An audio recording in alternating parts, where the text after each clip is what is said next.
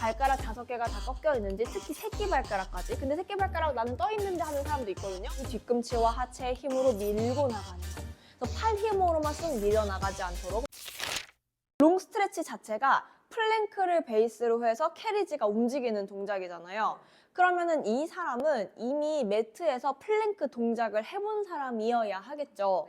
그리고 4포인트 상태에서의 안정성이나 가동성 이런 거를 충분히 발휘할 수 있는 사람이어야 하는 거고, 그래서 4포인트에서 우리가 배웠던 거를 이 풋바를 잡은 상태에서도 일단 할 수 있는지를 보고 싶어요. 그 선생님이 한번 먼저 올라가셔서 무릎을 꿇고 앉아보신 다음에, 그럼 일단 닿는 부분이 어디예요 지금?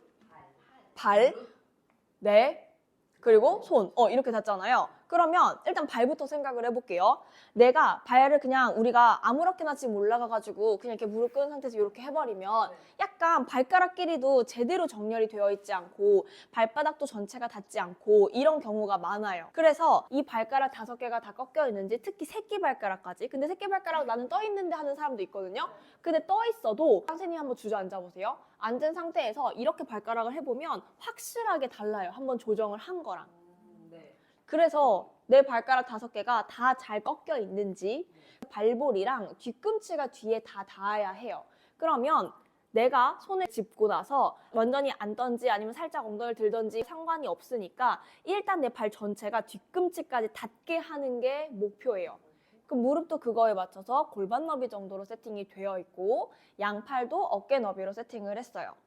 자, 이 상태에서 우리가 4포인트의 기본은 그 전에 배웠잖아요. 거기서 배웠던 거를 다시 한번 해보는 거예요. 그럼 손바닥 통통한 부분으로 풋발을 밀고 있는 거죠. 여기에 기대게 되면 하염없이 기댈 수 있어요. 무슨 뜻이냐면 빨다 올리는, 네, 맞아요. 그럼 손목이 꺾인 채로 손목 아프다고 하시는 분들 있잖아요. 그럼 여기서도 당연히 아프겠죠? 그래서 진짜 그 통통한 부분으로 이 바를 밀어내는 거를 강조. 그럼 여기에서 4포인트를 만들었을 때는 내가 생각보다 손, 무릎에 힘이 안 들어가네? 괜찮네? 여기 좀 있어도 괜찮겠네? 하는 그 정도만 만들려고 먼저 해보는 거예요. 팔 힘도 그렇게 힘들지 않고 지금 어딘가도 그렇게 힘들지 않죠? 그럼 이 상태에서 손바닥 통통한 데만 밀고 있고 다리 한쪽에 힘, 뒤꿈치까지 밀어주는 힘만 쓰고 있는 거예요. 거기에서 한번 척추를 아티큘레이션을 해보고 싶어요. 그러면 꼬리뼈부터 시작해서 내 척추가 동그래질 건데 쇄골이 열려있는데 계속해서 동그래져서 내 꼬리뼈에서 정수리까지 동그래진 상태. 다시 돌아올 때도 꼬리뼈에서부터 척추를 하나씩 돌아와서, 그러면 이 사선 방향의 중립 한번 찾아볼까요, 쌤? 네. 이 사선 방향으로의 중립을 익힐 수가 있어요. 무슨 뜻이냐면 바닥에 있었을 때랑 지금 각도가 다르죠. 그러면 이 각도였을 때랑 이 각도였을 때랑 각도가 변한다고 하더라도 나는 척추를 분절해서 움직일 수 있나? 중립을 찾을 수 있나? 에 대한 답을 지금 찾아보는 거예요. 그러니까 각도가 무관하잖아요. 사실 내가 말았다 피는 거는. 그래서 여기서도 그게 가능해야 되는 거겠죠. 다시 한번 선생님이 꼬리뼈부터 동그랗게 말아볼 거예요. 그랬다가 다시 펼쳐져서 중립을 정확하게 한번 찾아볼게요.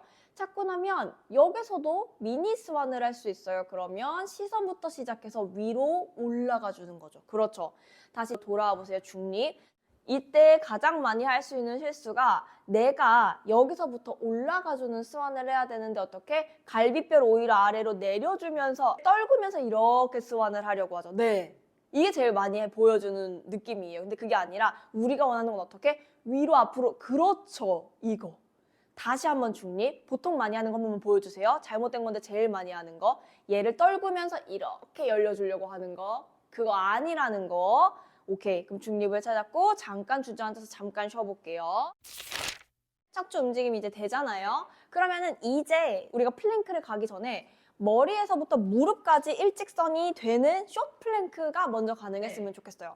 그럼 고관절이 펼쳐져야 되겠죠? 그럼 한번, 네, 맞아요. 근데 지금 고관절을 펼치자라고 했더니 선생님이 캐리지를 밀었어요. 잘하셨어요. 근데 이때 이 엉덩이를 짓눌러서 누리는 게 아니라 내 발 뒤꿈치, 발바닥에서부터 다리 한쪽을 연결해서 그걸 위쪽으로 끌어올리니까 이렇게 된 거예요. 그래서 무릎을 짓누르지 않을 거예요. 선생님 이 상태에서, 그러니까 엉망으로 하라는 뜻이 아니라 약간 엉덩이에 힘을 주고 네 이런 식으로 해서 플랭크를 만들려고 하면 무릎에 실리는 압력이 느껴질 거예요. 그래서 그게 아니고 다시 한번 풀었다가 네 다시 플랭크를 만들 건데 얘를 이렇게 짓누르는 게 아니라 다리 한쪽의 힘이랑 엉덩이 힘으로 나를 끌어올려서 이렇게 펼치니까 플랭크가 된 거.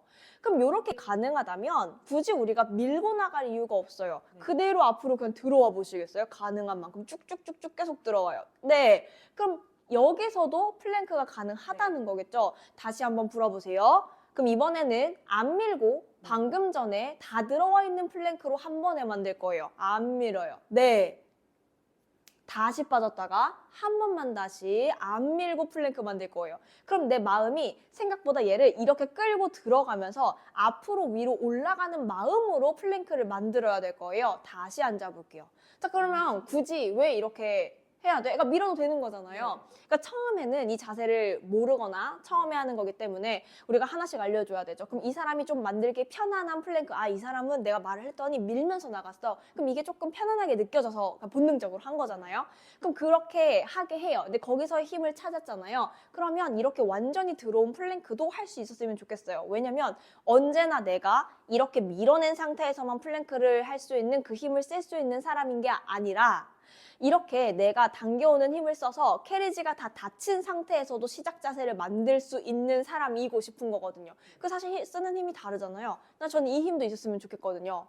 그러면 이게 가능해지면 이제 풀 플랭크를 만들 거예요. 네. 요거.